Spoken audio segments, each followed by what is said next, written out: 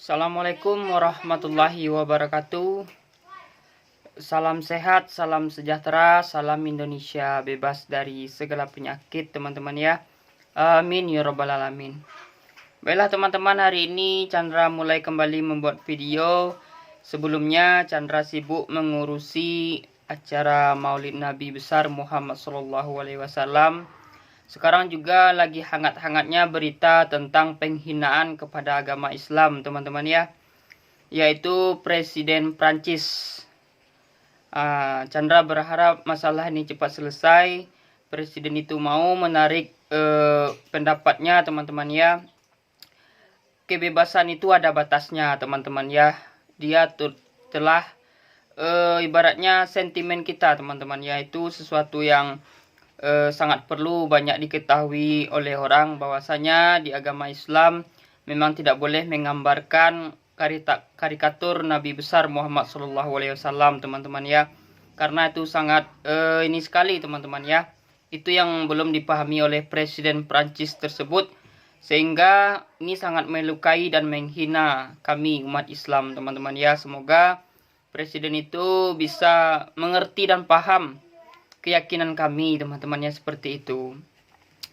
Jadi bagi teman-teman pemula, jangan lupa di like, komen, dan di subscribe. Jadi ibaratnya kita hidup di Indonesia ini teman-temannya, kita saling menghargai Bhinneka Tunggal Ika teman-teman ya.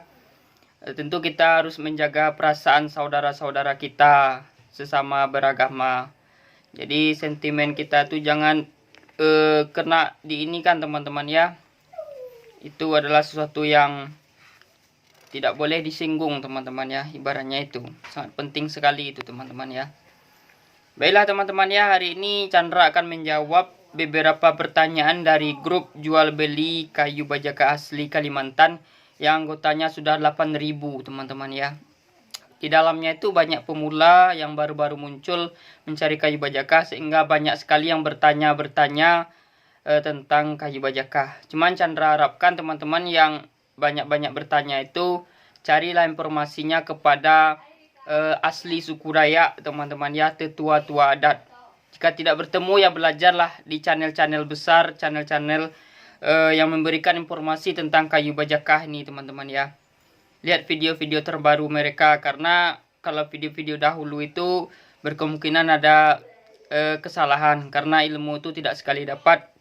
Ilmu itu selalu beransur-ansur, dan terbukanya pun selalu kita tidak langsung plop gitu teman-teman ya. Belajar mengklasifikasikan dan mengklarifikasikan mana yang benar mana yang salah teman-temannya dari kayu bajakah ini.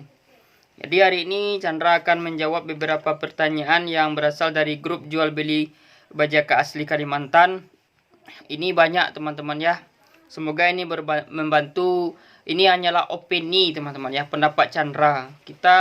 Pendapat kita ini berdasarkan fakta dan apa yang kita pelajari secara tradisional, dan kita pelajari juga di situs-situs luar teman-teman ya. Jadi kenapa bajaka ini banyak jenis? Semakin banyak jenis itu pasien dan juga pembeli kayu bajaka itu semakin ragu mana yang asli. Jadi menyesuaikan fungsinya ini teman-teman ya. Ada yang ini untuk kanker ganas, ada yang ini untuk benjolan saja, ada yang ini untuk penyakit ini dan penyakit ini. Nah, jadi ada alternatifnya teman-teman ya. Jadi kalau seandainya tidak mempan dengan ini, apa penyebabnya, itu pun perlu kajian dan banyaknya testimoni kita teman-teman ya. Jadi kadang-kadang kita bisa memberikan berbeda kepada pasien itu. Pertamanya dengan ini agak lama, kita coba yang kedua jenis ini, alhamdulillah cepat dan akhirnya sembuh. Jadi selalu ada alternatif teman-teman. Tapi kalau dia sudah cocok dengan ini, tinggal misalnya penyakitnya sudah mulai berkurang, nyerinya tidak ada lagi, berarti cocok dengan yang itu. Itu terus kita lakukan, karena untuk sembuh itu memang butuh waktu teman-teman ya. Harus bersabar, apalagi yang stadiumnya di atas teman-teman ya.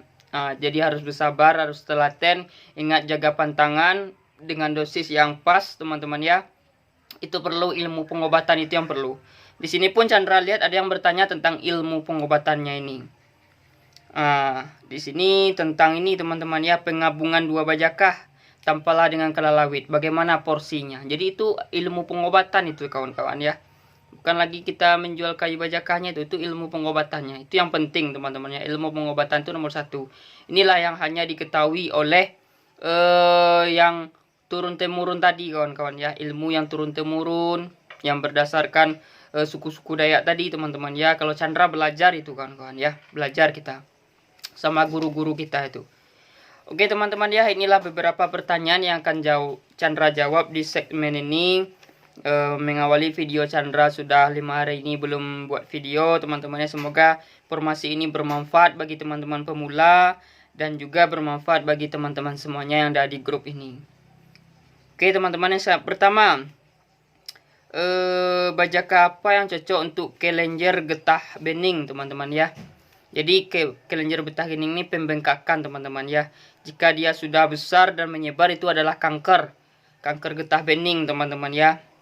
Ini yang kalau saya ini menggunakan kayu bajakah ini sebenarnya adalah alternatif.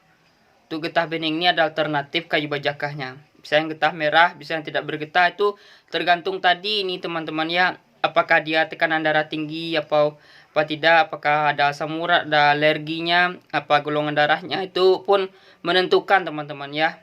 Jadi Chandra juga belajar di herbalis, katanya begitu kawan-kawan ya. Jadi harus ada ininya. Kalau dia darah rendah, jangan menggunakan yang jenis bajakah tampala pahit, jangan. Itu nanti semakin turun darahnya, karena bajakah tampala pahit itu dari banyaknya testimoni itu menurunkan darah rendah. Cuman kalau digabungkan dengan yang ini nanti bisa netral lagi teman-teman ya. Jadi ada juga herbal penambahnya bagaimana tensi darahnya tadi kembali normal. Nah teman-teman, itu ilmunya juga. Kalau untuk kanker getah bening ini, kalau kami memberikan yang jenis tampala original pahit kawan-kawan ya, cari atau mentosa namanya. Nah, itu pun alternatifnya. Bisa juga yang bajakah tampala getah merah yang sesuai dengan ilmunya tadi kawan-kawan. Kemudian yang ini teman-teman ya, pertanyaan yang kedua, bajakah tampala dan kalalawit apakah bisa direbus bersamaan? Berapa porsinya katanya teman-teman ya. Jadi dari testimoni teman-teman ya, ada itu salah satu pasien Chandra di Solo, beliau menggabungkan antara tampala yang Chandra kirim dengan kalalawit yang beliau beli juga di Kalimantan. Hasilnya luar biasa teman-teman ya, dengan perbandingan porsi yang tidak terlalu tinggi, alhamdulillah akhirnya sembuh. Cuman ya, perbandingannya 3 tampala getah merah, 2 kalalawit. Itu jenis kalalawit yang mananya belum Chandra klasifikasikan, cuman kata beliau beli di Kalimantan, beliau gabungkan akhirnya sembuh. Pasien beliau, teman beliau katanya, alhamdulillah sembuh. Jadi bisa digabung teman-temannya, asalkan dengan porsi yang pas dengan dosis. Untuk bajakah getah merah pun itu tidak boleh sehari itu dosisnya lebih dari 30 gram. Itu jisweteng itu, dakwateng itu, yang getah merah lah tidak boleh lebih dosisnya dari 30 gram per hari teman-teman ya. Itu dosis. Nah bagaimana dengan yang jenis kalalawit pun ada dosisnya, ilmu pengobatannya teman-teman. Itu yang penting itu kawan-kawan. Kemudian ini tolong kasih tahu dong bajakah yang mana untuk kanker dan bagaimana bentuknya. Jadi sebenarnya bajakah itu teman-teman ya, rata-rata yang bisa untuk kanker itu kita namakan tampala. Tujuannya untuk membedakan yang jenis kalalawit yang tidak untuk kanker. Sedangkan bajakah-bajakah yang tidak khasiatnya untuk kanker seperti kalalawit kita tidak golongkan ke tampala. Jadi yang tampala ini kita golongkan hanya kepada bajakah-bajakah yang bisa untuk kanker teman-teman, yaitu pembagian Chandra. Mungkin pembagian teman-teman yang lain boleh berbeda, boleh, karena kita berbeda itu bagus teman-teman ya. Yang penting kita kalau memang dia bisa untuk kanker, walaupun dia dari jenis kalalawit misalnya tomentosa, itu kita masukkan ke tampala original pahit, tapi namanya berbeda teman-teman ya. Itu pendapat Chandra, boleh teman-teman memasukkannya ke kalalawit yang bisa untuk kanker, itu juga boleh teman-teman ya. Kalalawit untuk kanker itu dari penelitian Chandra itu cuman beberapa jenis. Ini pun penelitiannya dari testimoni ketahuannya teman-teman ya, yaitu tomentosa, guinensis dan rhizophylla. Kalau untuk gambirop tidak teman-teman ya. Mungkin ada juga yang menggunakan dari jenis yang lainnya, karena bajakah kalalawit ini banyak jenisnya teman-teman ya. Oke, seterusnya, jadi bajaka untuk kanker tadi itu banyak teman-teman ya, yang macam mana yang untuk kanker itu banyak. Jadi kita kelompok-kelompokkan sesuai dengan penyakitnya teman-teman ya. Lalu ini pertanyaan yang kelima, numpang tanya apakah di sini ada yang asam lambung yang mengkonsumsi kayu bajaka. Nah, untuk asam lambung pun kita menggunakan kayu bajaka kalalawit, jenisnya yang mana ini pun ilmunya juga teman-teman ya, karena bajaka untuk asam lambung ini kalau menurut Chandra sih dari jenis bajaka kalalawit. Mungkin ada juga yang tampala, mungkin ada juga, itu tergantung teman lagi. Cuman Chandra menggunakan yang jenis bajaka kalalawit teman-teman ya. Cuman ini ada juga alternatifnya, kita bisa menggunakan gerguho merah teman-teman ya. Di tanah Kalimantan itu bisa untuk lambung kronis teman-teman ya. Bisa itu. Kemudian buat benjolan di payudara sebaiknya menggunakan bajaka seperti apa katanya. Ini pertanyaan ke-6 teman-teman ya. Untuk benjolan ini dari testimoni kita bisa menggunakan bajaka tampala getah merah teman-teman ya. Dari yang tidak bergetah juga bisa, dari testimoni itu juga bisa, yaitu tomentosa teman-teman ya. Bajaka uncaria tomentosa. Mungkin teman-teman berbeda namanya, boleh. Kita menghargai perbedaan, bisa juga menamakannya Rhizophylla guinensis dan sebagainya teman-teman ya. Banyak nama kayu bajaka yang jenis kalalawit ini. Cuman untuk benjolan ini dari testimoni, kalau Chandra menggunakan yang jenis ini bajaka tampala getah merah, tampala laki-laki teman-teman ya. Baik, lanjut. Ini ada yang bertanya, ini pasien katanya dia memiliki seorang istri, dia sudah bolak-balik ke dokter, sudah banyak menggunakan herbal tapi tidak mempan, bajaka mana yang cocok katanya teman-teman ya. Jadi untuk jenis ini kayu bajaka yang cocok ini katanya beliau juga takut ke dokter nanti disangka ini corona teman-teman ya, karena sekarang kan susah kalau ke rumah sakit, sakit-sakit sedikit nanti dibilang corona, takutnya itu teman-teman ya. Jadi beliau sudah mengkonsumsi herbal, mungkin ini herbal yang di keliling rumah ya, di sekeliling rumah, jadi tidak mempan. Dia pengen berikhtiar dengan kayu bajaka. Kata dokter dia tuh ini lambung kronis teman-teman ya, bajaka apa yang paling cocok teman-teman ya.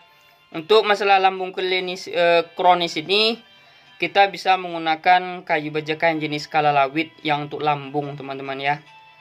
Bisa itu teman-teman ya. Bisa juga menggunakan gerguo merah atau di tanah Kalimantan, itu juga bisa. Tentu dengan ilmu pengobatannya nanti kawan-kawan ya.